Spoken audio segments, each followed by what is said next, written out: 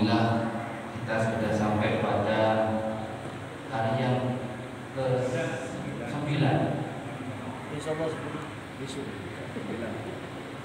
Mudah-mudahan terus diberi kesehatan oleh Allah Subhanahu wa taala, menyempurnakan ibadah puasa ini sehingga harapan kita puasa kita diterima oleh Allah Subhanahu wa taala.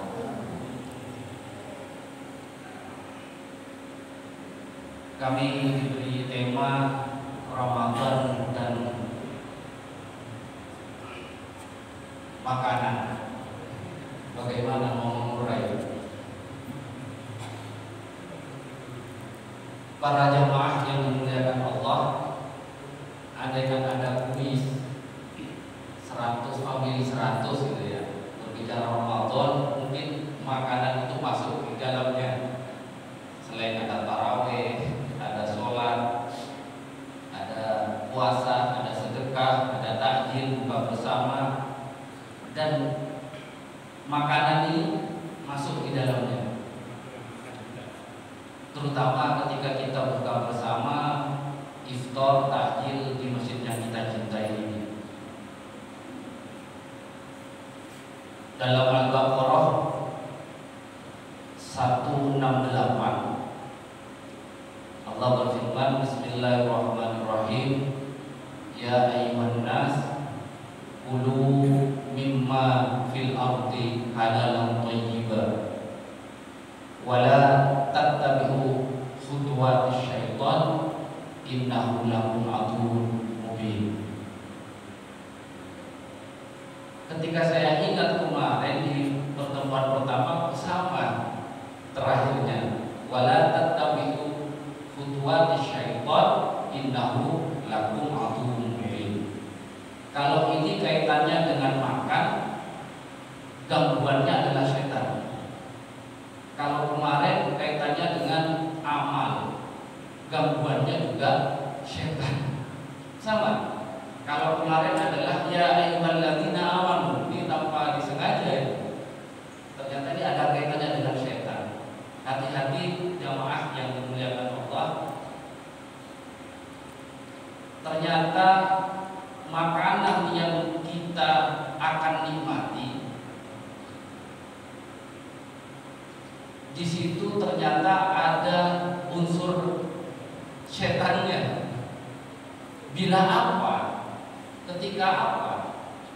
Tentu makanan yang akan kita makan itu diperoleh dengan cara yang tidak halal. Setan mengganggu kita. Ambillah hanya orang, tidak usah ngomong-ngomong, itu jatahnya takjil sudah 150. Ambil sebanyak-banyaknya urusannya, yang lain jangan. Nah itu ada setannya di situ. Ya ayyuhan nas kulu mimma fil ardi halalan thayyiban. Kalau ayat ini diawali dengan ya ayyuhan nas, berarti peringatan kepada semua manusia. Karena makan dan minum itu, belanja apapun menjadi kebutuhan manusia, tidak hanya orang yang beriman. Mimma fil ardi, disuruh makan mimma fil ardi, apapun yang ada di bumi ini. Jadi pada prinsipnya kita boleh makan apa saja yang ada di bumi, karena bumi ini diciptakan oleh Allah untuk manusia. Selain wa ma khalaqul jinna wal insa illa liya'budun, sisi lain kita sebagai khalifah fil ardh. Fa idza qala rabbuka lil malaikati inni ja'ilun fil ardi khalifah. Artinya apa? Kita punya kewajiban untuk menjaga, merawat dan memakmurkan bumi ini. Nah, untuk memakmurkan bumi ini syaratnya adalah kita harus sehat. Nah, salah satu nutrisi yang harus kita siapkan untuk selalu sehat, beraktivitas, bekerja, memproduksi sesuatu, maka salah satunya adalah makan fil ardi. Jadi pada prinsipnya boleh apa saja. Kemudian dilanjutkan dari ayat itu,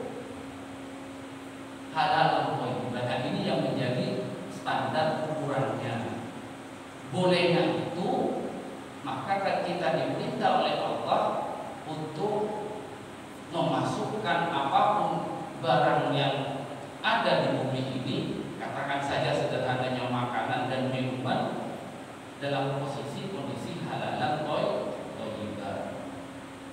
Ada makanan yang halal tapi tidak thayyib, ada makanan yang thayyib baik tapi tidak halal. Makanan yang halal apa? Ini nasi saya dapat dengan cara bekerja.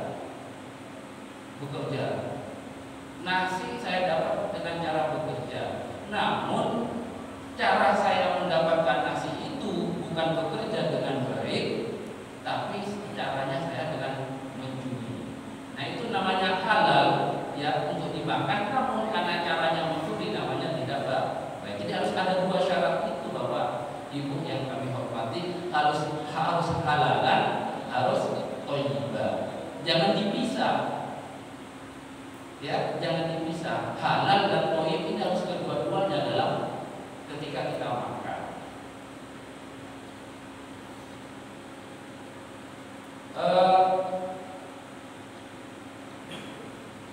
Kajiannya seperti ini. Kalau terkait dengan etika, banyak etika kita menghadapi makan, tapi sudah tinggal kita membaca, kita mempelajari. Salah satunya diawali dengan baca bismillah. Kemudian tidak boleh menghina atau mencibir, apalagi istilahnya kalau makanan itu. Dia menghina makanannya ada enak, tidak boleh di tempat makanan. Itu adalah etika. Kemudian tidak boleh berlebih-lebihan dan sebagainya. Namun yang perlu kita ketahui adalah, ingat, ayat ini adalah merupakan himbauan, ya. Ayat ini adalah merupakan ajakan Allah kepada kita untuk makan minum dengan cara yang halal dan thayyibah.